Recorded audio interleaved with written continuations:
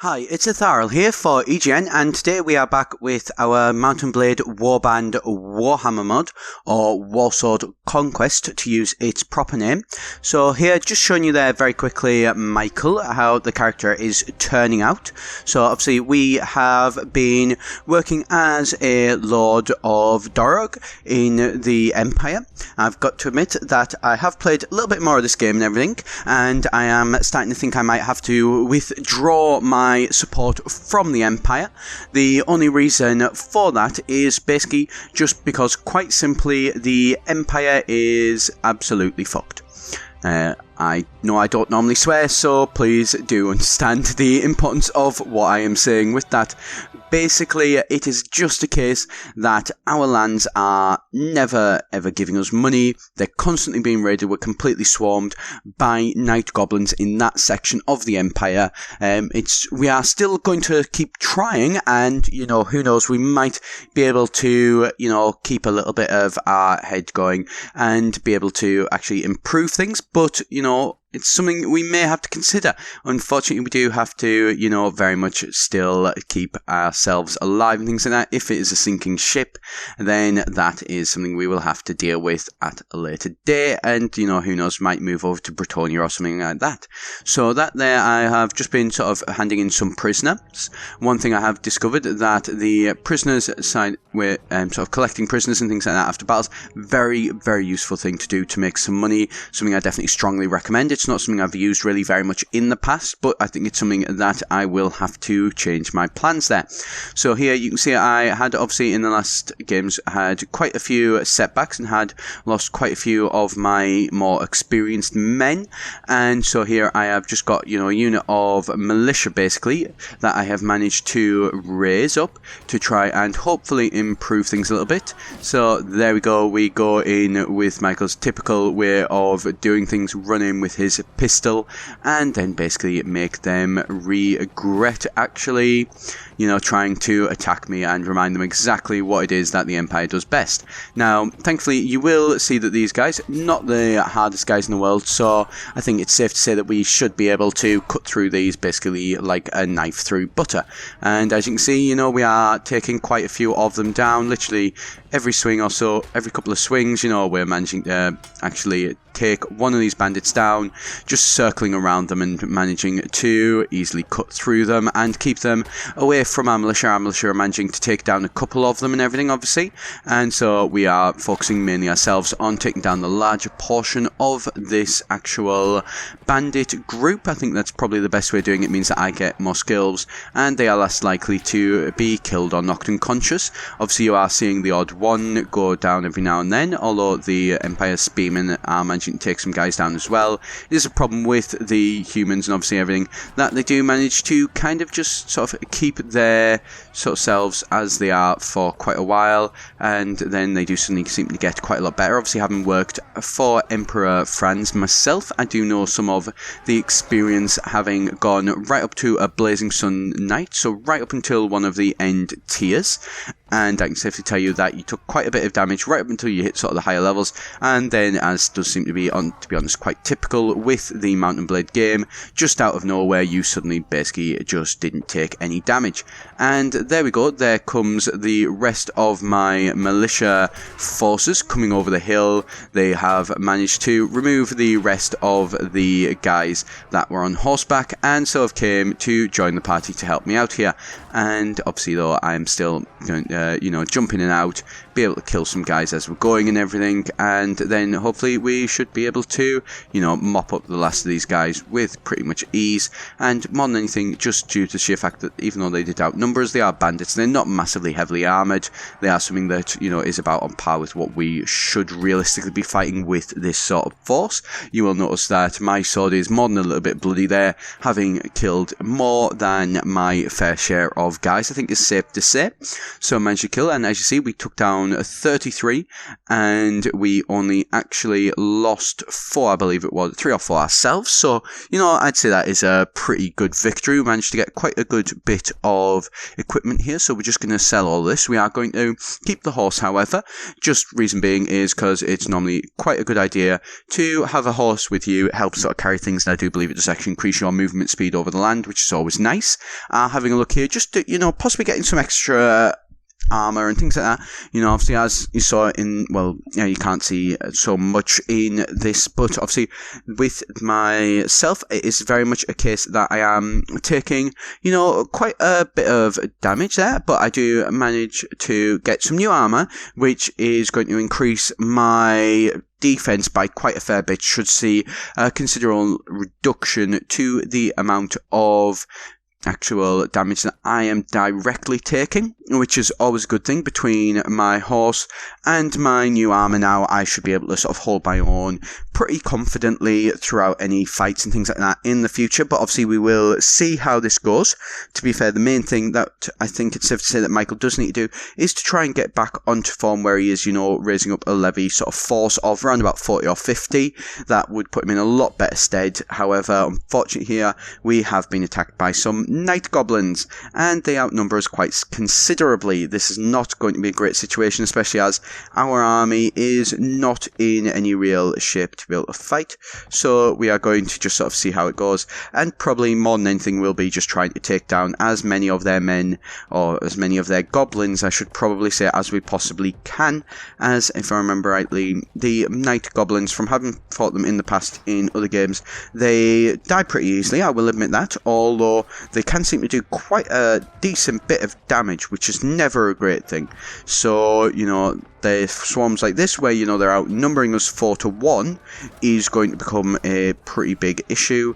And there we go, do see squig riders. One thing I do like with the squig riders, you will notice that the squigs themselves actually have no animations in this thing, so they just kind of hop along without moving their legs or anything. It's quite a strange way of doing it. It does look interesting, to say the least, but, you know, it's nothing too bad. You will notice there that I am still taking damage. You know, I'm sort of receiving 4 damage there. My horses then received 13 and 12. Like I say, the night goblins do seem to take quite a bit of damage, so I am going to switch back to my other idea of basically having my pistol out and sort of moving around and just sort of taking them out as I go, trying to stay nice and mobile. Unfortunately, despite having the better armor, which is going to cause me to take a lot less damage, it is still going to be something that I am still going to take quite a fair bit. And there we go, that is pretty much summed up in an instant the reason why I love the pistol, because there is nothing quite like watching somebody run up to perfectly full health and then just shooting them in the head, basically. And there we go, another perfect example of the squig riders coming past me there, just sort of hopping along. Very, very strange way of doing it. It's something that I'm guessing they've oversighted. I can imagine, obviously, because they only have 2 legs. Trying to get the animation, obviously, might be a little bit awkward, as obviously these horses, nice and simple there. Obviously, the animation's already in the game. It's just a case of putting a new skin over them. But, you know, that's something that obviously happens, so it can't be avoided there. And so Michael has now lost his horse, so he is, yep, there we go. Once he was off his horse, it did not take long, and we are, unfortunately, for the first time ever, actually captured as a prisoner by goblins of all else as well, so not the best thing in the world. We do manage to obviously escape, however, thankfully, although it is very much a case that we are now completely by ourselves, have lost all of our forces, and obviously having bought the armor, we have not as much money as we would like to be able to actually go and get some more forces. So I think it's safe to say that we are going to have to be more than a little bit careful, shall we say, like that one there, you know, an army of 72 night goblins. I think that's safe to say not something that we're going to want to do. And so there is Dorog, our village, and it has been looted completely. In this case, we do, I believe, need to actually get to a point where we can try and get a decent army resized together and be able to go around Dorog and try and push some of the enemy forces back. Here, you can see we outnumber the night goblins from this militia force that we have managed to raise up of 37 guys plus ourselves, and I think it is safe to say that it is time that we returned the favour of what they decided to do to us last time. So we're going to sort of stay up here for a little bit, assemble them all out here. And we're going to form them into a nice big sort of chunk of guys, and then we will be able to watch, this battle line be able to actually attack them. And so we've got some squig riders coming in. As you can see, they are ridiculously quick. They are not slow units, but they do sort of quite squishy units. Usual sort of thing of what you expect of sea. So we will, however, though, move in to attack some of these goblins and everything, and remind them exactly why it is that you should not be messing with the Empire, hopefully, and get a bit of, shall we say, revenge on the people that held up us prisoner. Obviously it's not the actual same guys, but we can still attack them and at least get some form of justice for what was done to us and everything. And so we are going to watch our guys here. They will obviously be taking a hit from the front of their infantry, where as always it will then descend into utter madness. But we are going to work from the back ourselves. We are going to keep as sort of being able to sort of pick off the archers and things like that, and seeing where there is sort of straggly units, and those are the ones that we are going to focus our own efforts on. And so we are going to, just keep sort of potting around. It's one of the good things of having the horse here, is that, I can jump in and attack somebody and then pretty much get out before they're actually given an opportunity to, return in kind. And so we are going to, however, stop here. We are still, taking a little bit of damage. You can see there we're getting, 1 or 2 damage every single time and things like that. So they are still doing some damage to us, like I said earlier, despite our new armour. But at the very least, we are taking a lot less damage than we likely would if we had used our old armour. And so there we go, the battle has gone nice and easily there for us, and Michael has, like to think, has reclaimed some of the actual, insult from having been captured by the goblins by removing these ones nice and simply. And so we're going to obviously, sell as much items as we can, make sure that we are definitely getting some money coming in to be able to support our forces and hopefully improve them. We are pretty much completely, Michael, as he keeps getting his reports every single week about how Dorog is not producing him any actual money. Unfortunately, he is pretty much having to rely on attacking enemies to be able to support any army that he does have. And so we have taken quite another hit here, so we are obviously going around just trying to, attack some guys and hopefully to be able to, recruit some guys and everything. Obviously, we do decide to attack this village, as there is some guys sitting in here, some bandits. This is not something that obviously we can allow, so we will have to remove these. And this is a new force that we obviously haven't seen yet in this Let's Play of the Beastmen. So let's go and see what they look like. And okay, so we're going to sort of go around here, and one thing we'll notice straight away is the axe throwers do manage to take down a good couple of guys that basically run around that corner first and get hit right in the face with a throwing axe. Not exactly their best call ever. However, one thing you will notice is, here we go, so once we do manage to get past that stage and we start actually attacking them, in melee combat, we do manage to start, getting the battle swing very quickly into our side. You will notice here that I am only taking either 0 or 1 damage from these guys. These are not somebody really who threaten me in the slightest, so we just can sort of wade in, hit them, and gives us a bit of a chance to see what the beastmen look like.